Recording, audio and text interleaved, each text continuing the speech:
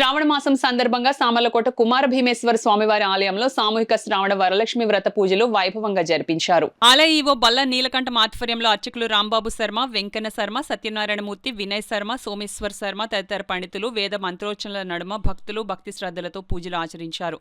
ఈ సందర్భంగా అర్చకులు మాట్లాడుతూ శ్రావణ మాసంలో వరలక్ష్మి వ్రతాలు ఆచరించడం ద్వారా సౌభాగ్యం, లక్ష్మీ కటాక్షం సిద్ధిస్తుందని చెప్పారు. సామర్లకోట పరిసర ప్రాంతాల నుండి సుమారు 1200 మంది మహిళలు తరలివచ్చి వరలక్ష్మి వ్రతాలలో పాల్గొన్నారు. మేము అనుకున్న దానికన్నా రెట్టింపు మహిళలు వచ్చి ఈ కార్యక్రమంలో పాల్గొన్నారు.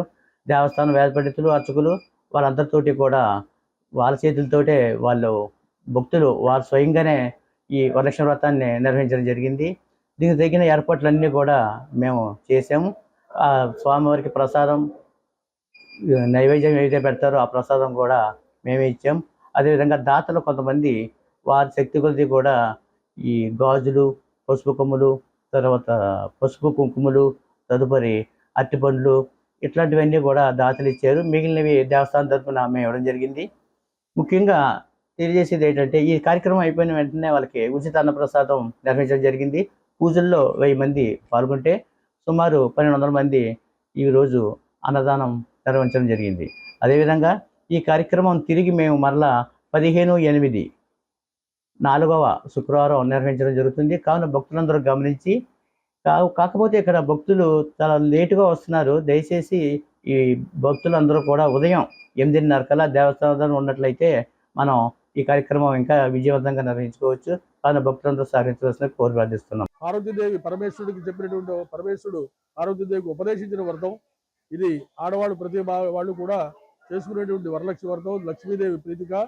ఈ లక్ష్మీదేవిని ప్రీతి చెందితే ఇళ్లలో ఆ అమ్మవారి కేవలం ధనలక్ష్మి కలుగుతుంది.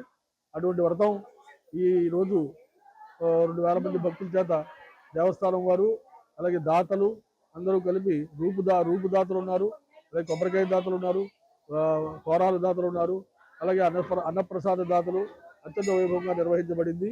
అలాగే 4వ శుక్రవారం 15వ తారీఖు మళ్ళీ ఇదే రీతిగా ఈ వ్రతాలు ఆడవాళ్ళ చేత జరిపించబడతాయి ఈ ఆలయంలో.